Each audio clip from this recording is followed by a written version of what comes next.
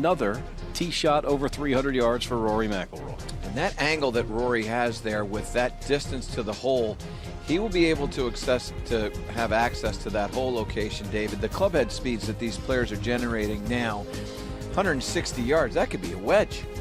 Absolutely. And not a big one. Not a big one, exactly. I mean, it is incredible, the speed. I mean, you think in terms of Jack Nicklaus figured on hitting a 7-iron, 155 yards. Well, that is a wedge today. I mean, it's just amazing the distances these young guys are hitting. It's also getting closer to it in the loft. That's true. That 7-iron that Jack was hitting. Probably has an 8 probably on the bottom of it now. And again, perimeter weighting, I think, has had something to do with that. The improvements in all of the areas. You know, the golf ball, too. Absolutely. Yeah. But there's going to be a bit of a shootout here because Jon Rahm, I mean, he's really long. So he and Rory are going to be going at it, and let's see. We'll see if Rickie can keep up with him. But it's amazing how far he hits it for a little guy. I mean, it really is incredible. I mean, the workouts. I mean, the workouts too. I think we shouldn't forget that, the way these guys are working out. It always seems to me, as we hear some of this conversation,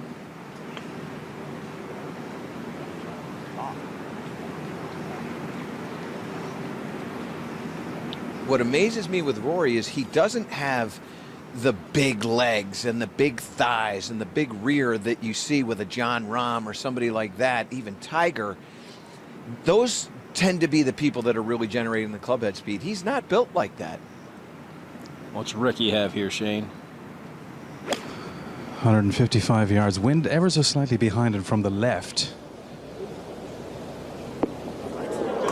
Oh, that's wonderful. There's a ridge right there, and he clears it.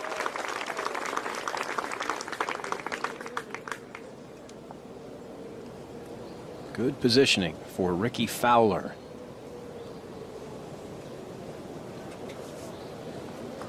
That ball landed very softly, probably maybe into that ridge, which helped keep that ball from running away. What about Rahm? 153 yards, and again, wind, similar position, just ever so slightly whispering behind his left ear.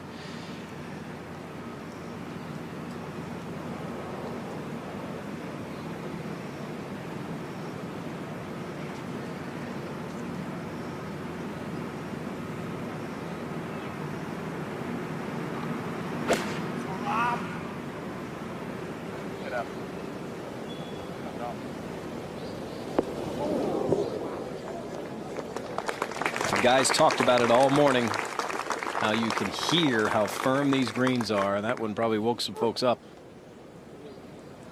That's a very simple swing, David. The club's not traveling very far in the backswing. Yeah, I've had the occasion to look at him quite a few times now, and playing with Rafa in practice rounds. It is a very simple swing.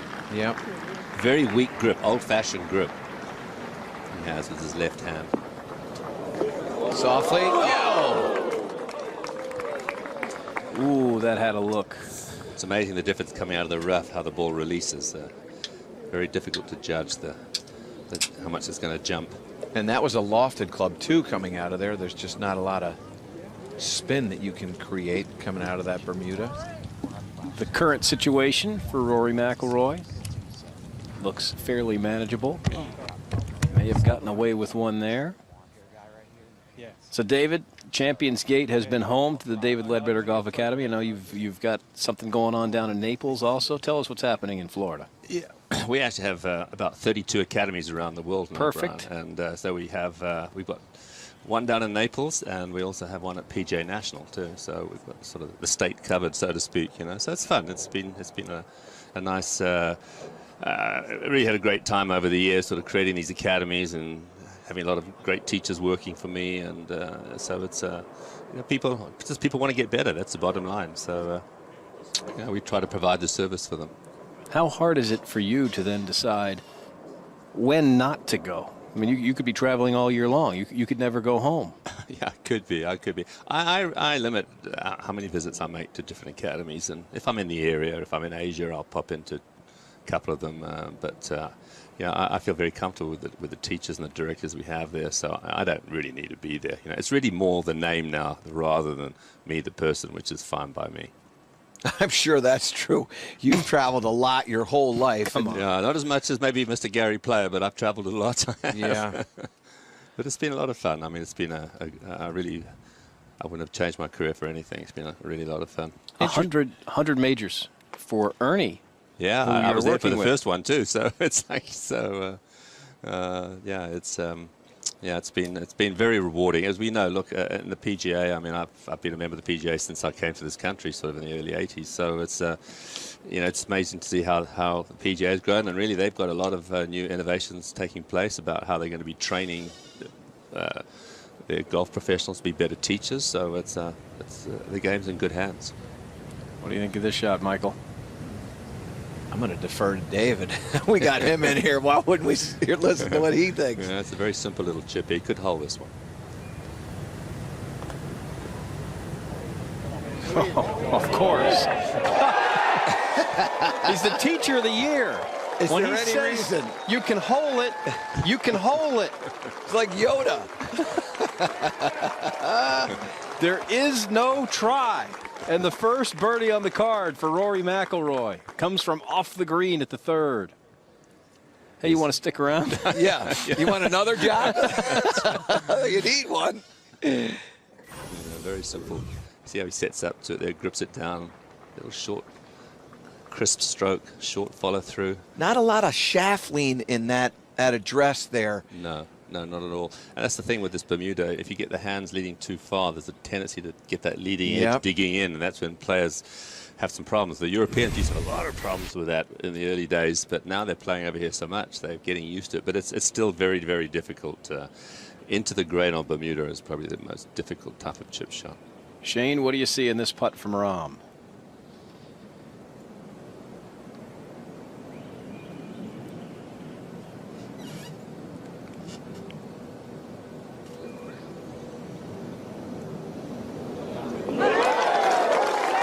That hole's a little bit bigger than the other holes on the golf course.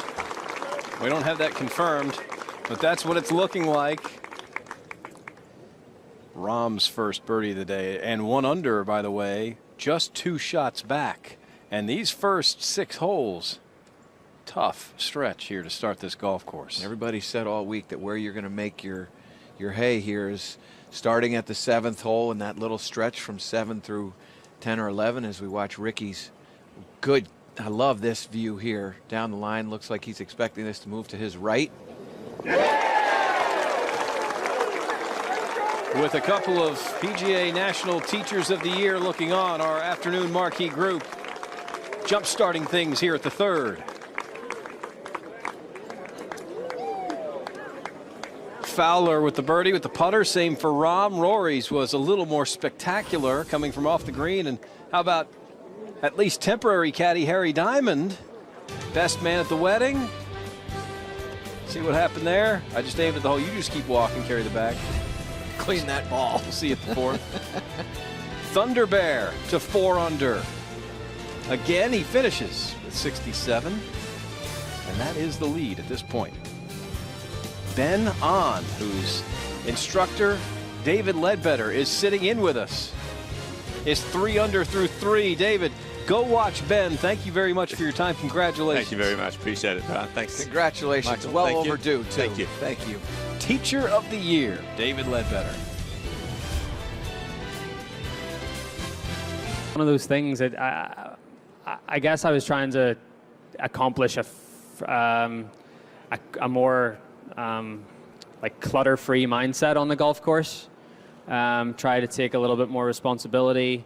I feel like, you know, if I make a decision that's mine and I own it, and even if it's good or bad, I can accept that myself. And I alluded to it last week as well. I was getting very hard on JP, and probably shouldn't have been. Fourth, the par 3. Rory McIlroy first here, Shane. As a private jet roars overhead, Roars himself has chosen a 7-iron, 184 yards.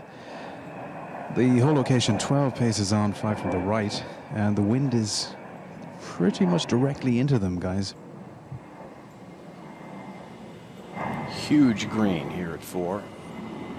Flag way over on the right. Earlier today, I saw Ernie Els hit the flag here. Whoops.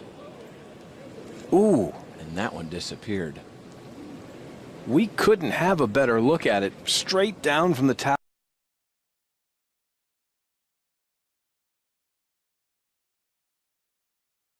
Huge athletic figure, and he can pound it. Well, they seem to have gotten it right. Caddy said wind isn't really hurting here. Rory's shot told us that.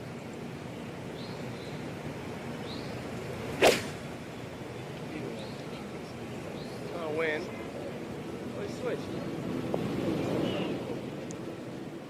Not a lot of room between that bunker and the flagstick. Well, now if you're Rickie, you're a little confused. So that wind is either in your face or left to right. Or both. Rickie's chosen a 7-iron. And you can see, by the way, where he has that golf ball on the tee, he's probably not going to take this at the flag. He's probably going to shoot this more into the center of the green. Ton of green left. And that's exactly what he did. He's taking it right up in between those two bunkers. And let the wind move it. Beautiful shot. Rickie Fowler is seemingly fearless. A chance for back-to-back birdies. He stuffs it at the 4th.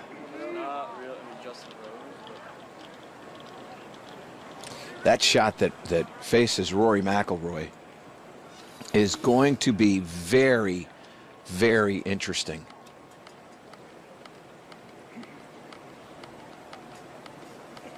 The lie, that ball sitting down the way it's sitting down.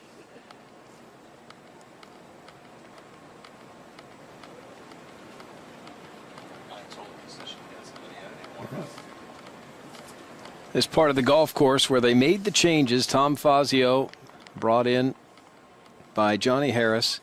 They started working on this course, converting not only the first hole, but doing work on each of the first 5 holes, and then some other stuff on the back 9 also.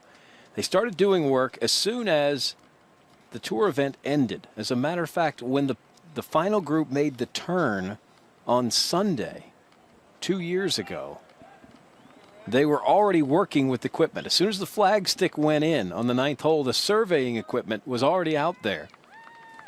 Superintendent Keith Wood said we had to slow them down because there's a tour event going on. Johnny Harris was convinced that the master plan, they said, which had a different look than the current configuration, could be done in 90 days. And it was done in 89. Yep. Had that one figured out. They played on the 90th. And this was one of the holes that was changed. As we see what's gone on the 4th. Fowler with one of the best shots of the day. David Lingmerth and Adam Scott, the 2 birdies, and you see they came from long range, those red dots.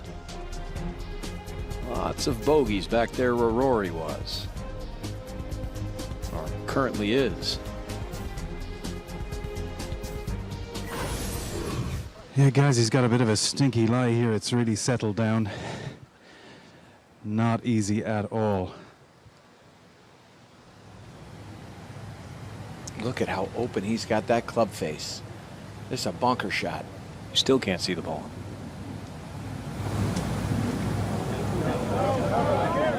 Pretty good.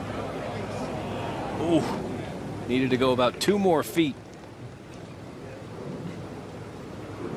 I've never seen one where we got that close a look at it and still couldn't see it. And it's not as if the grass is, you know, we're dealing with a 5 or 6 inch Bermuda. I think they've got it into the 3.5 range, but you can, in this Bermuda grass, it can sink right down to the bottom, and that unfortunate for Rory. What about this shot from Rahm, Shane? Well, he doesn't have a whole lot of green to work with. Looks like it's slightly uphill and back into the wind.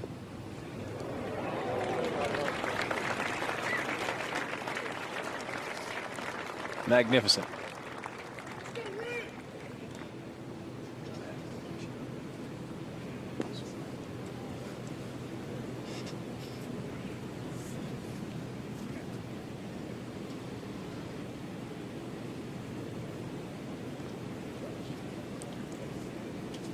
Somehow, Jon Rahm continues to measure up to the expectations.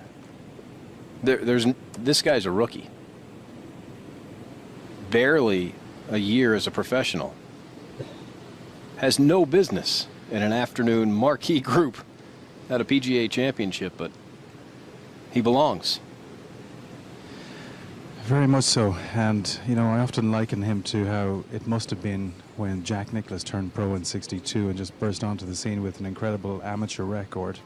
This thick-set young man from Columbus, Ohio. Well, we've got this Spaniard now of a similar ilk. Can bomb it a mile and has got a touch like a surgeon. But Rory has a tricky one here, guys. It's got to come over a slight little ridge and feed down left to right.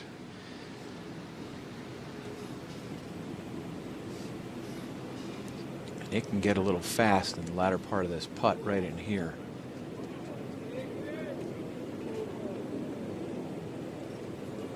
Gave that a little bit too much respect. You can see how shiny that grass is that they're putting on. That's going to give you the indication that they're going down green.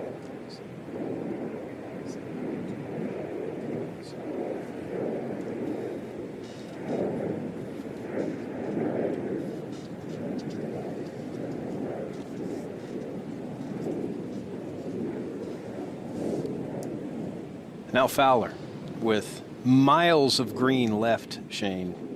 All the trouble right, just went right at it. Yeah, delicate one here from Rickie. Just needs to play it high enough, but very softly. Beautifully done.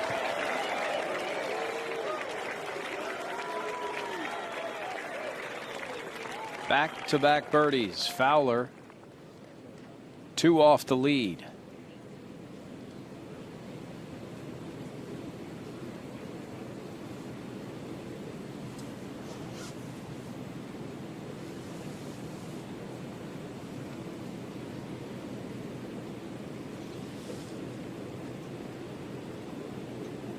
Wonderful little bunker shot played by Jon Rahm.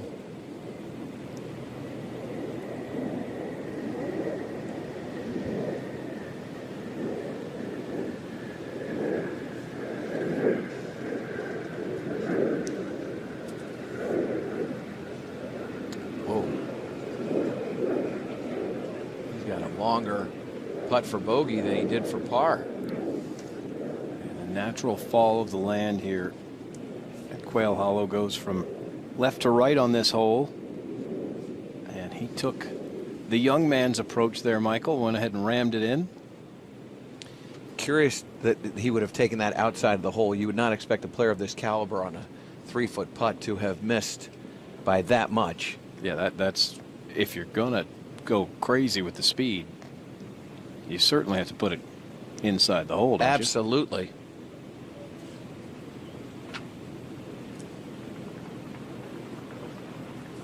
This one probably harder than the one that he had before.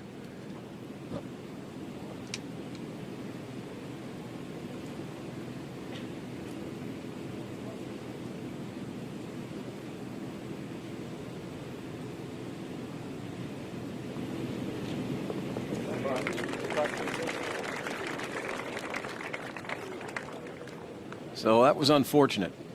Loose tee shot. Looked like he may have gotten away with it after a great bunker shot. Makes bogey anyway. Rory's going to drop one. His tee shot wasn't all that loose. It just turned out to be the wrong club.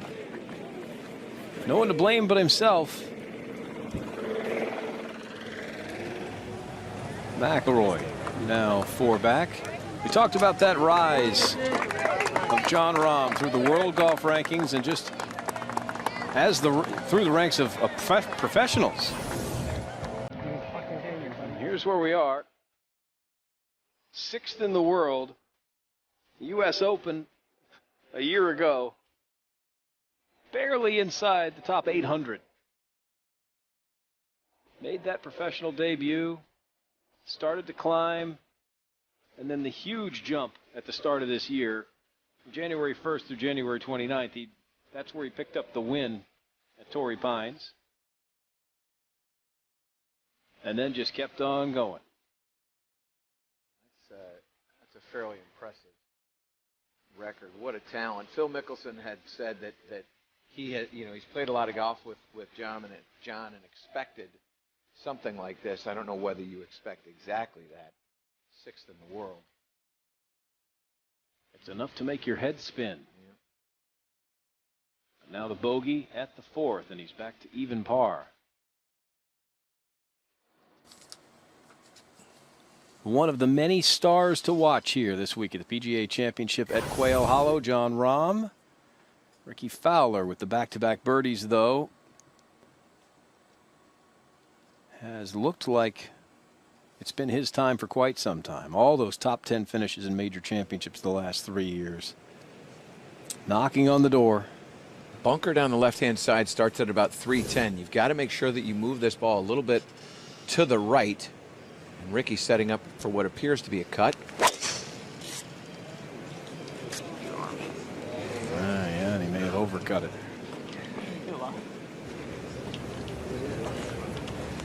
Down into one of the bunkers on the right. 325 to clear the bunkers on the right-hand side. That doesn't get you to the fairway. That will get you over the bunkers.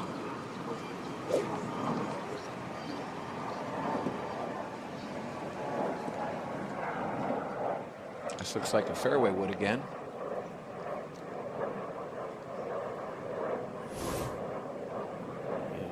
Assume you're taking this at the bunker on the left with this club, but he's not.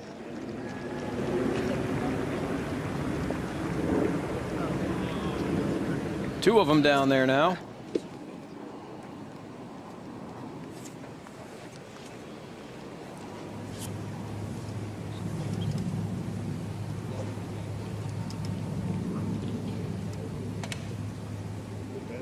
Rahm's going with the big stick.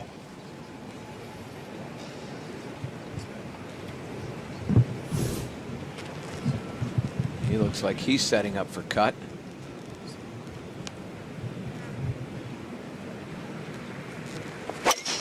Nice shot, Daddy. Starting it down the left and peeling it back into the fairway. Beautiful play. Jon Rahm looking for a bounce back out at the 5th. PGA.com's featured group coverage. Opening round of the PGA Championship. We got a good one. Rickie, Rory, and Rahm on a Thursday afternoon.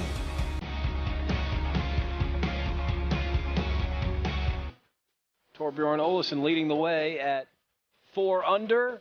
Ben on with a hot start. Started on the 10th. There was the birdie. Former U.S. amateur champion wasn't done. Headed over to the 11th. He had just gotten done working with his PGA professional, David Ledbetter, the teacher of the year, who was sitting in with us as that was happening. Stiffed it at 11, would knock that one in. Very next hole. Putter getting hot here, Michael. Almost hold it back on 11 for a 2. Look at them read this. Beautiful judge of speed. Wonderful start. And that's where we stand. Ben on 3 under now through 4. We've seen a number of players starting on the backside, taking advantage of 10, 11, 12. Back 9 is, I think, considerably easier than the front now as we look at Rory McIlroy hitting his second shot on the par 4 5th. Can he get it there, Shane? I think he can. It's 142 yards. He's chosen a wedge.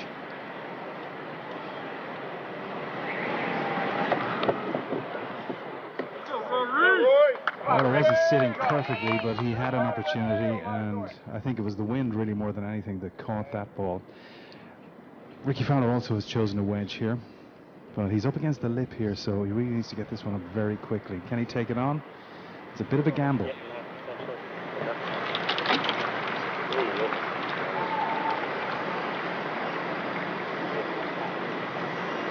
136 yards for Rickie Fowler, so he's just kind of going through this one with Joe and kind of considering his options. It's not sitting absolutely perfectly on the sand. It's in its own ball mark.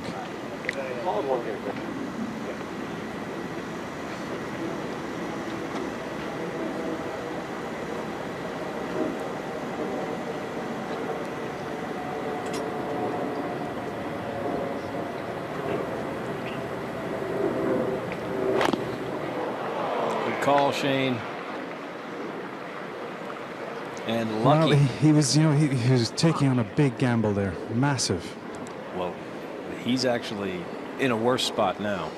It almost looked like he hit that thin, because that ball mark for a wedge pitched, I don't know if we can show that or not, but that wasn't even close to getting out of there. Yeah, he's 3 feet below the lip. Yeah, and so to me, that launch angle on that wedge might have been, you know, 14, 15 degrees. Rahm's going to go while Rickie regroups.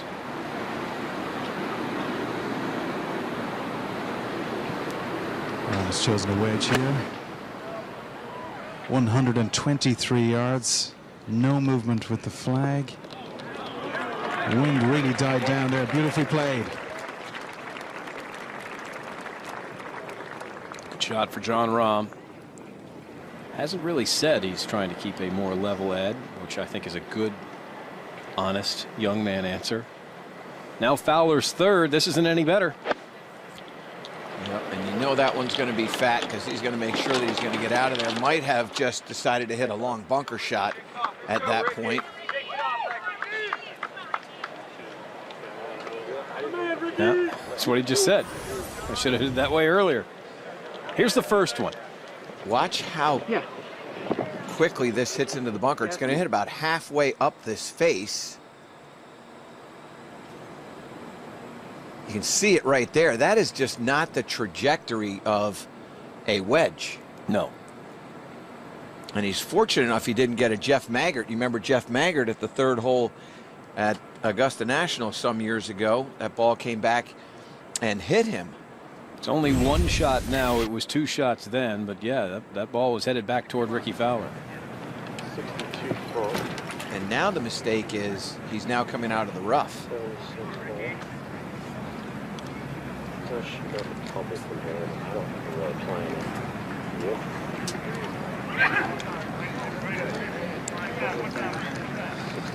76.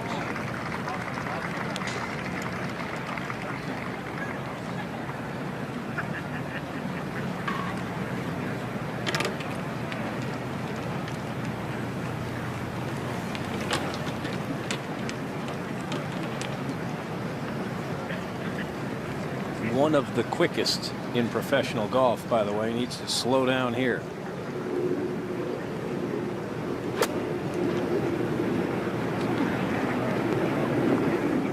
Settle.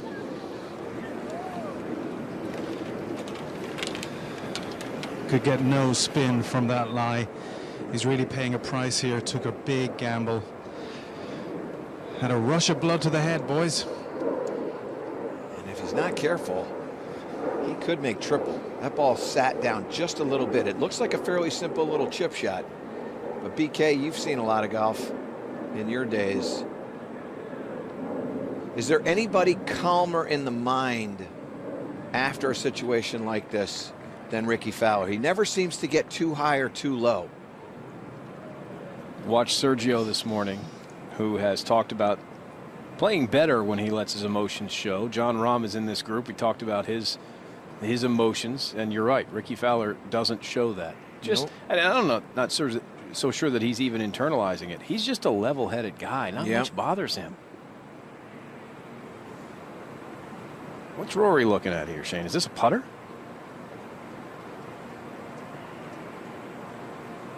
Looks like the old Texas wedge. up over this false front.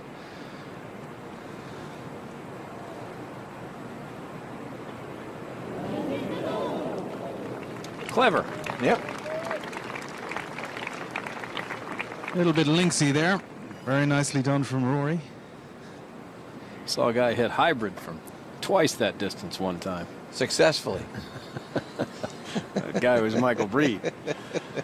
Rory with 6 different putters, maybe even 7 different putters, all at the same time on a Saturday morning at Hartford. That was the week after the U.S. Open.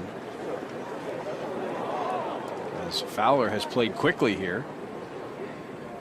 And maybe a little too quickly. But we know that he doesn't hang around, but that was a little bit careless. Yeah. And he's one of the best short game impresarios on the PGA Tour, but didn't have that same touch there. He was timed at one point, and he had the fastest time over the ball of any professional on the PGA Tour, and it was his average time over the ball. It was 12 seconds. Wow. It took him 12 seconds from the time he got to the ball until the time he hit a shot. That's average. Means there were some faster than that.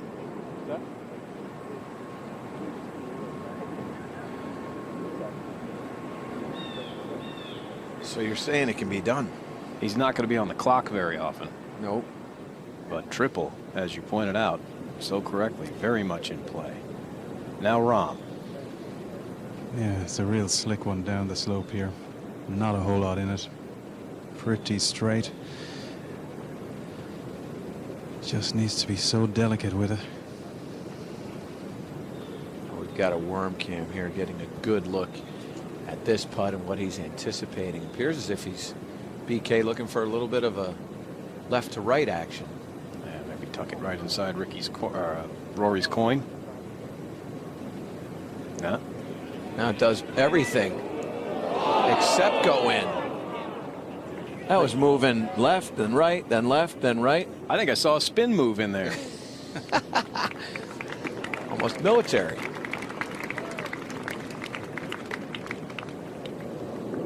Well, I mean, it was going to go so slow, so we'll move right, yeah. there you go. Right. Rahm with the explanation. It's one of the reasons why we let them talk and we don't talk over them, right? Exactly why. They kind of know what's going on.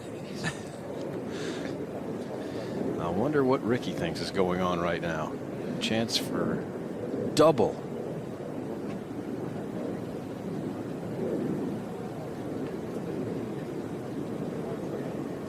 Good news is, obviously, it's early in the round. If this happens on the other side, now you start maybe pressing a little bit, but he's got plenty of holes remaining in this round.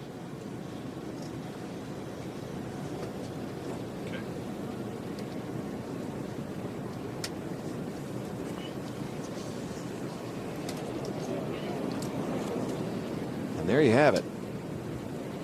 7. Back-to-back birdies. You get within 2 of the lead and then make triple.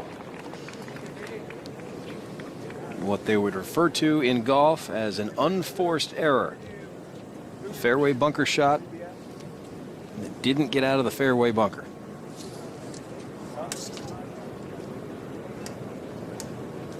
Now you got to regroup.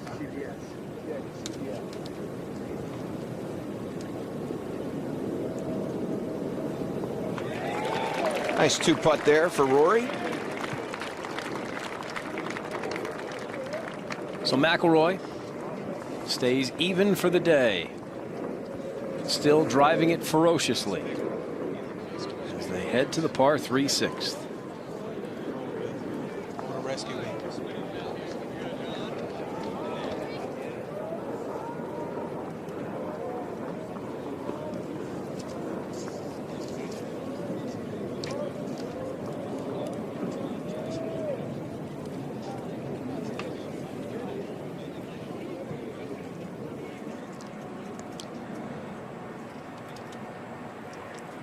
Ernie, thank you very much. Our marquee group making it to the tee at the par 3 6th, and a shockwave going through this group here as we just watched Rickie Fowler make the triple at 5.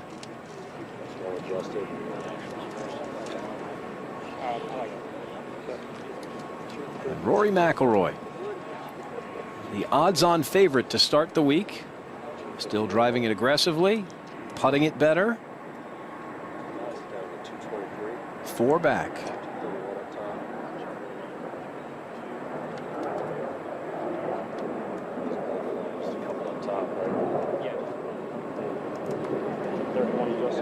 Yep, it's 233-ish.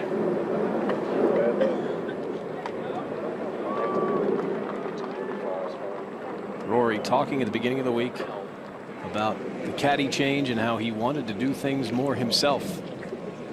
You hear him going through the numbers with Harry Diamond. He wants to take on more personal responsibility. Yeah, and added to that, you know, he had 4 wedges in his bag last week at Akron, and he has taken one of those wedges out. He's put a 3-iron in, and he's changed his lob wedge as well. He's 60 degree. He's got a brand new wedge that was made up for him by Keith in TaylorMade yesterday.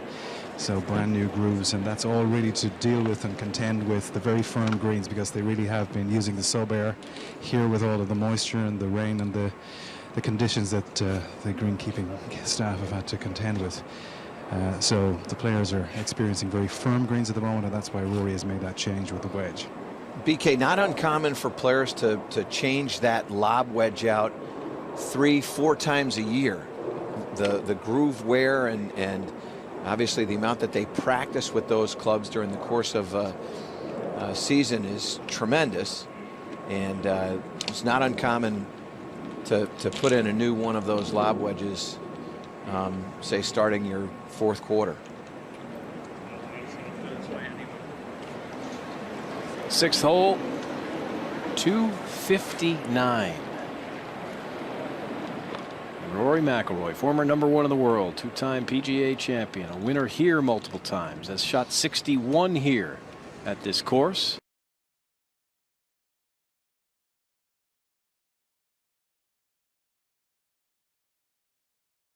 Wants to take it from right to left when it hits the ground. And that is something that is favorable for John. I tend to hit this a little bit up in the air and turn it right to left. He's chosen a 5-iron here.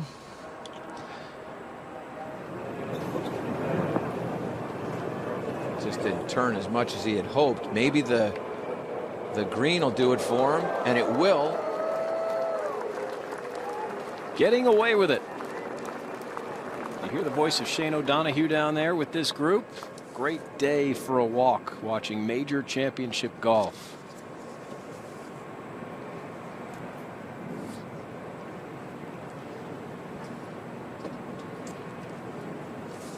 This green is 33 yards deep, the flag 26 paces in. You could hear that ball land on the green. That tells you how firm these greens are. There's Rickie trying to recover from that triple bogey 7.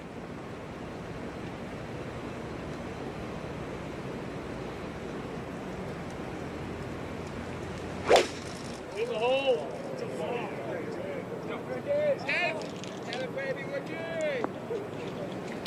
That's where he landed it. That's going to be pretty good too. 2 good ones at the 6th. This is what our featured group coverage looks like on PGA.com. Ernie, we're going to walk with these guys. You have a wonderful Thursday afternoon. We appreciate the look in. I mean, they turn the starboard on and you get them more than like today.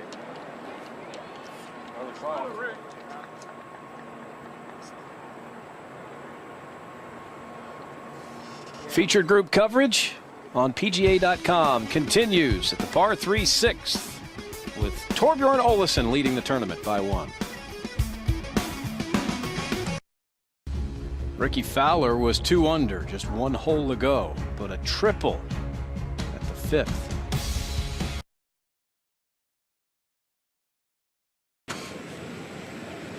Appears to be aiming slightly down the left-hand side.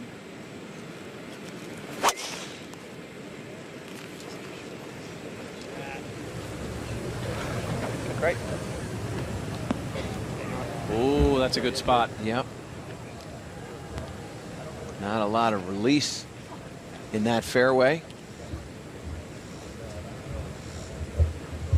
Great birdie opportunity. If you can keep it out of the bunkers on the left or the creek on the right.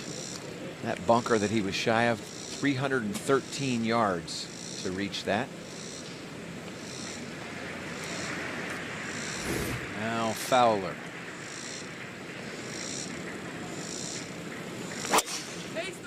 Hey, baby! Appears left. Hoping he would miss that tree. We heard it hit that tree. And I'm right beside that tree, but it has hopped out of said tree and onto the first cut of rough. So a little bit of a bonus there for Rickie Fowler, who's going through a little bit of a temporary shock after dropping 3 strokes on one hole. Good positioning from Shane O'Donoghue. Oh, yeah. He's looking at it. Anything Rahm can do, Rory can do better. They both flew those over 300 yards in the air. And Rory just getting the edge off the tee there by a few yards. What else is new? Rory flying one 300 plus at the par 5 7th. As they make the walk, we are pleased to welcome the Secretary of the PGA of America, longtime friend Jim Richardson. Jim, you are looking sharp, sir. You are looking sharp. Well, they told me that the only thing I could do maybe better than you two gentlemen is dress better today, so I decided I'd try to go with that. Not true. What do you think of this golf course? It's phenomenal. I was just in the locker room talking to a few players. Obviously, they've had some rain here recently. They say the course is really playing long. As you can see from the telecast, players I think are hitting a few extra clubs into some of these greens than they did in the practice round. So it's playing extremely difficult. It's in fantastic condition, setting up for a great championship. How has your week been so far? I know you've got a lot of responsibilities as the Secretary of the PGA of America. What are some of the things that have been keeping you busy? Well, it's a lot of meetings. Obviously, those in the industry are here. Some of our counterparts had a meeting with the Canadian PGA officials, our kind of neighbors to the north recently, talking about how we can work better together, maybe how we can work on some initiatives to continue to help grow the game, how we can do more to introduce juniors into the game, and share some ideas and practices that they're doing and that we're doing. Again, 2 different organizations, both in the same industry, both in the same game, and how can we help one another to continue to grow the game of golf? We're watching Rickie Fowler and Rory McIlroy, 2 PGA Junior League ambassadors. It was a fun little thing that we got together on Monday, but that PGA Junior League has been phenomenal. Yeah, Michael, that's probably one of the best programs that we've done in recent history. Started in 2013 with just over 9,000 junior participants. This year we'll have upwards of 43,000 participants. It's just a great program to introduce kids into the game, that scramble format with teammates. It's really unbelievable to see the kids that are 6, 7, 8 years old getting excited about golf in that type of format, where then they can hopefully progress into more competitive nature, whether it be in competitive junior golf or high school teams, and hopefully become golfers for a lifetime. You guys got a Ryder Cup coming up at Whistling Straits. How early is too early to prepare? Well, it's not too early. I think PGA of America and Kerry Haig do a phenomenal job. I was at Whistling Straits and that property for 10 years. Recently left to take on another position with Troon, and I know that property very, very well in Wisconsin. And Kerry Haig and the team there, Mike Lee, who's the director of agronomy, Chris Zugel, the superintendent, they've got ideas about how they can make that facility better for the Ryder Cup. And although we've hosted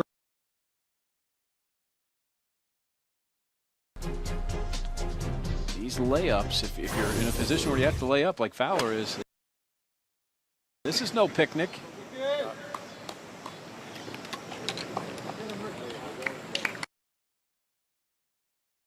Key there is laying up to a number that you're comfortable with. That whole location on 7 today is on the... Haven't had an opportunity, Michael, to play here. How's that?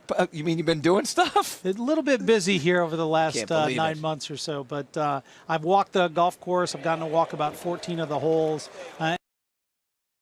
And again, from a shot-making standpoint, from a playability standpoint, this truly looks like one of the great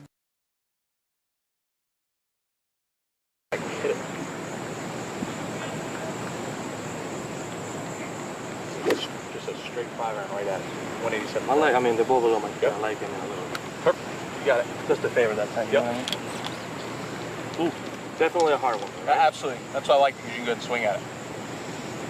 Gave the shoes a little extra twist. Well, that ball's below your feet. You got to keep your feet in your shoe.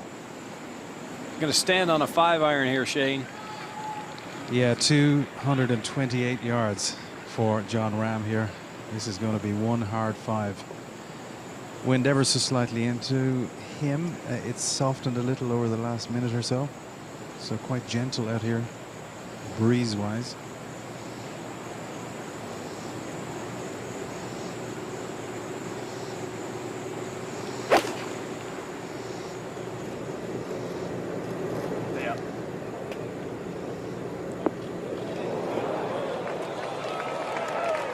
Easy. That's Good now. Jordan Spieth hit it there earlier. 2-putted for a nice, easy birdie. Jim Richardson is with us, the Secretary of the PGA of America. We are watching some spectacular golf here as Rory from a few steps closer. 219 yards out. Beautiful setup position here. What balance? Did he lose us a little right? Not much. So much higher than Rahm's. Lands so much more softly. As you talked about at the beginning of the show, Michael, Jim Richardson, the duties of the Secretary of the PGA of America on PGA Championship Week. Eventually, you know, you get Rory's won this tournament twice. Somebody's got to hand him the trophy. What are you doing this week? Well, I'm just trying to assist any way I can. You know, we've got an incredible staff led by Kerry Haig, the Chief Championships Officer, and Jason Mangle, who's the Championship Director here on site, who's done the 15 PGA Championship as well. You know, just a great staff that really have their pulse on the PGA Championship. Rickie's third. Looked like a wedge. That'll work. Lots of different ways to make birdie on the 7th. Gets the thumbs up from Jon Rahm. And a nice happy walk where they Kind of action, is that good for the game of golf? Does that help grow the game of golf? I think it's fantastic. Yeah. I think it harks back to, I know when I grew up playing with my siblings and my best friends, we had a great time playing, but we wanted to beat each other's brains out. So you're seeing a lot of that same thing with the players today. You know, the scores and the talent level across the board is phenomenal, and how it's really become a worldwide game. And here's a perfect example. You've got a player from the U.S., a player from Northern Ireland, and a player from Spain all playing in the same group that have played junior golf against one another, amateur golf, and now on the professional level. I think that can't be anything but good for the game. Yeah. BK? I think those houses are good for the game. Isn't that your guest room there on the right, It BK? is. Rory snuck a look over there. It's hard to miss that. The move to May, Jim, seems to open up for the PGA of America a platform to promote a whole summertime's worth of programs. What do you think of this championship moving? I think that will do great things for, you know, the majority of our PGA members and facilities are just getting into the heart of the golf season or the start of the golf season in the month of May. And having this type of platform where we can really promote our player development programs and programs like PGA Junior League Golf, and promote the fact that as the golf season starts, it's a great opportunity to tune up your game and take a lesson and start off on the right foot for a golf season. It's a perfect opportunity to really send those messages out about the PGA professionals and the PGA of America in the month of May, just as we're getting into the golf season. One of the neat programs that the PGA of America has launched and you've been well involved with is PGA Hope. It's just one of the neat things. Just share with our viewers and listeners about PGA Hope. Yeah, you know, PGA Hope stands for Helping Our Patriots Everywhere, and it's part of the PGA Reach, which is our foundation and the charitable arm of the PGA of America. And PGA members that help, you know, teach and really help kind of bring back those that are military and veterans that, quite frankly, many of those individuals that are veterans have told us that they really kind of were more withdrawn as they got back from their service. And being able to play golf and be with other veterans really has pulled something back out of them that they didn't know, existed anymore. And to see those types of stories and reactions from veterans that are involved in those programs that have been injured and have come back, and golf is helping them basically get back to their old selves and be, as they said, really more involved in their day-to-day lives, back with their families, back in the society, is truly special to see that the game of golf is doing that and helping so many military veterans in that fashion. Rahm was just that close to eagle, and now Rory, who will have gotten at least a partial read from that shot. He's playing 2, maybe 3 feet of break on this. Far outside the hole, he's hitting it. Did he hit it? Did he hit it?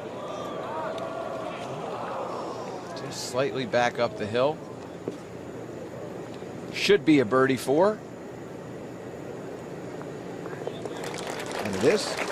Back to even par, 4 behind Torbjorn Olesen. Another good birdie opportunity coming up at the 8th, and this group has the firepower to take advantage. Jim Richardson, the secretary of the PGA of America, sitting in with us here, watching this great championship golf. Is it Rickie's time to win one of these things, Jim? Well, he's one of those players that's right on the edge. He's played so well in some big events, and his experience in the Ryder Cup, he's going to break through sooner or later at one of these major championships. 3 birdies and a triple. How's your Thursday going? They all birdied the 3rd hole. Will they all birdie the 7th?